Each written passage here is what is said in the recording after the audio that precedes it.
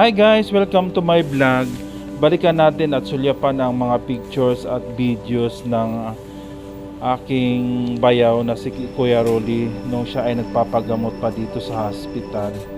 Ito yung year 2022 July na nag-undergo siya ng laparoscopic cholecystectomy dito sa Metropolitan Medical Center.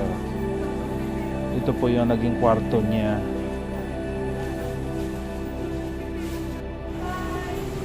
Ito naman guys yung 2023. Kalagitnaan ng 2023, nag-undergo na siya ng radiotherapy ng 10 araw. Kaya 10 araw silang pabalik-balik dito sa hospital sa Metropolitan Medical Center. Ayan o, iba-ibang araw po yan. Saan ka unding? Sa harap ka Dahil na lang. dyan hindi na siya makapag-drive ng kotse niya, so nag-grab na lang sila pauwi ng Bacoor. Kasama yung ate ko, yung dalawa niyang anak, Salitan, Bye-bye. either si Donna o kaya si Rose Ann. Ayan si Rose Ann at saka yung ate ko ang kasama. Papasok naman ako yan sa duty dito sa aking trabaho. Ayan, ibang araw na naman yan. Bye-bye. Kasi nga 10 araw yung radiotherapy niya. Parati na lang sila nag-grab. Ito naman yung picture no New Year 2024. Pumayat na siya. Ayan, nandun kami lahat sa bahay nila sa Bacoor. Yung tatlo niya anak, yung ate ko at saka ako. Ayun si Kuya Rory nakahiga sa kama nila.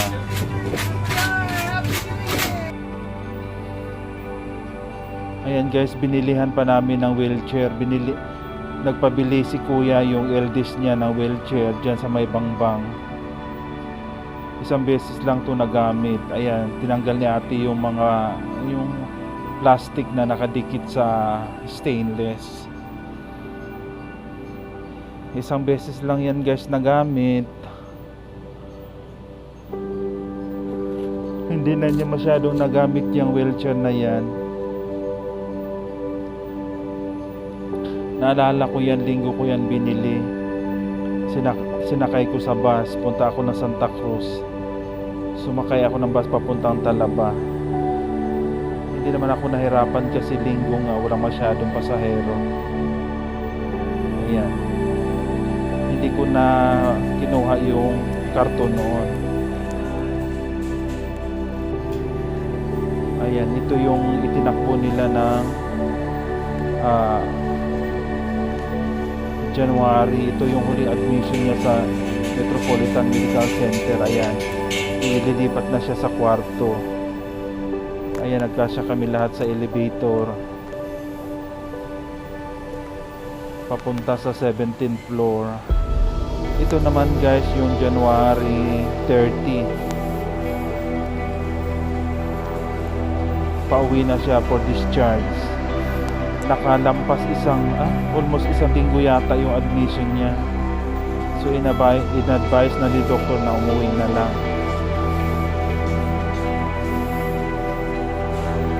Medyo okay na siya noon eh. Kaya lang nung umuwi siya naka-NGT na.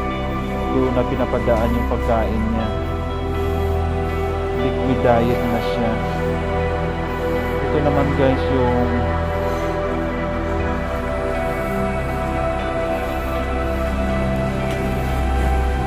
bigas dos sa pagtulong, pagpahiram at pagpapagamit ng iyong ambulance. Mga na to guys, alas 7 na ng gabi na discharge. Pauwi na sila ng Bacoor.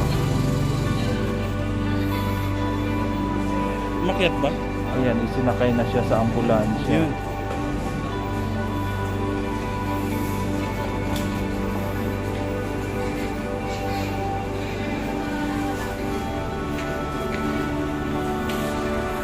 Ayan, lalaga na sila, lumarga na sila. Ligas Uno pala, sorry. City Abacoor.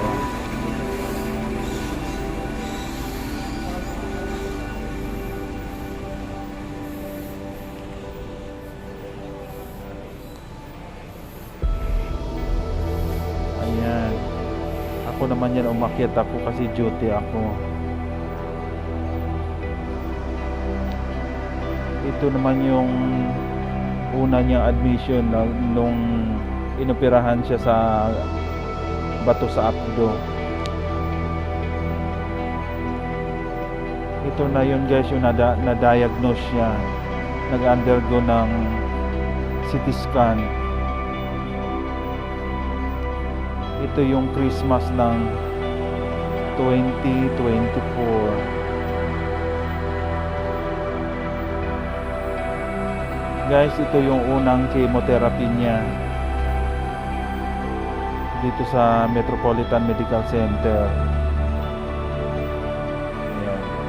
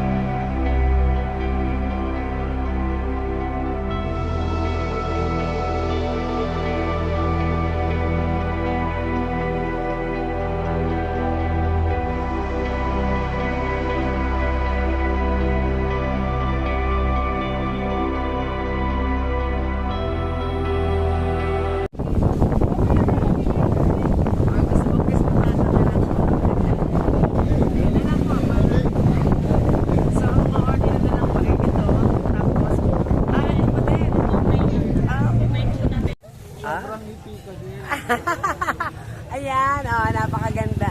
Ano to, video to, hindi kayo nagalaw? Maraming salamat! Maraming salamat sa walang sawang pagtangkili sa chicks ni On. Yan.